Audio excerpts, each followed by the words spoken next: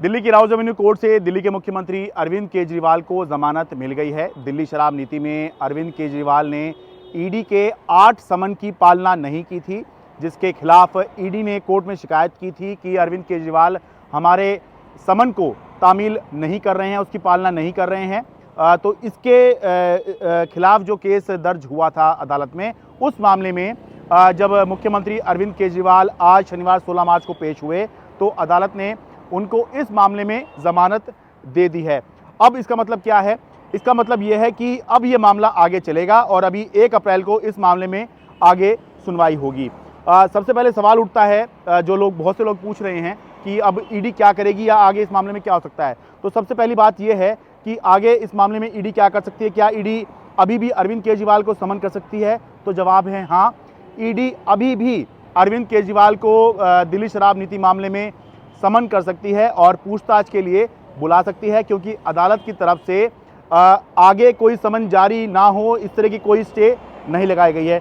Number पहली बात। दूसरी बात ये कि क्या ईडी अभी भी अरविंद केजरीवाल को गिरफ्तार कर सकती है? तो जवाब है हाँ, अगर ईडी चाहे तो गिरफ्तार तो वो कभी भी कर सकती है।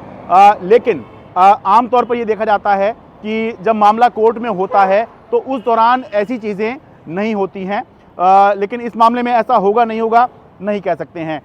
1 अप्रैल को हम ये देख रहे हैं कि इस मामले में अगली सुनवाई होनी है। तो क्या अरविंद केजरीवाल उसमें पेश होंगे?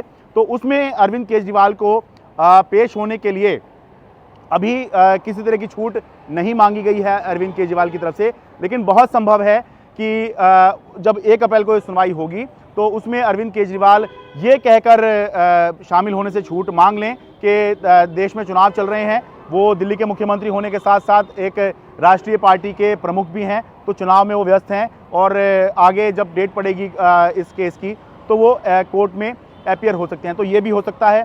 और दूसरा ये कि अगर ईडी समन करती है तो क्या हो सकता है? जाहिर सी बात है कि अरविंद केजरीवाल यही बात जो है ईडी के सामने भी कह सकते हैं कि बेशक मैंने आपसे पहले भी कहा था कि आपको याद होगा कि अरविंद केजरीवाल ने ईडी के 8वें समन पे कहा था कि बेशक आपका समन गैर कानूनी है मेरे हिसाब से, लेकिन मैं वीडियो कॉन्फ्रेंसिंग से पेश होने को तैयार हूं। जिसके बाद ईडी ने कोर्ट का रुख किया था और दूसरी शिकायत अरविंद केजरीवाल के खिलाफ की थी।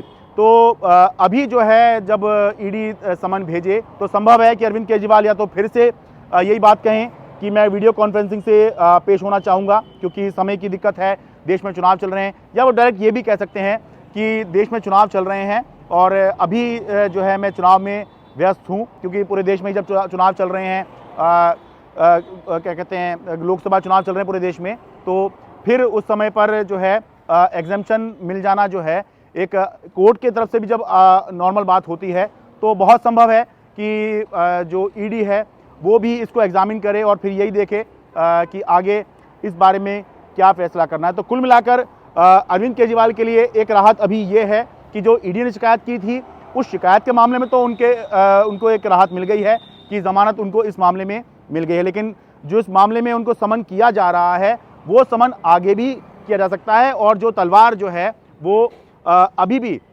उनके ऊपर वो लटकी हुई है। लेकिन हाँ, एक बार कोड ऑफ कंडक्ट जब लगा होगा उस दौरान ईडी क्या पूछताछ करना चाहेगी या इस केस को आगे बढ़ाना चाहेगी, गिरफ्तारी करना चाहेगी, ये एक आने वाले समय में बड़ा सवाल होगा ईडी के नज़रिए से। दिल्ली से अपने कैमरा सहयोगी गौरी प्रसाद के साथ मैं शरद शर्मा, एनडीटी मीडिया।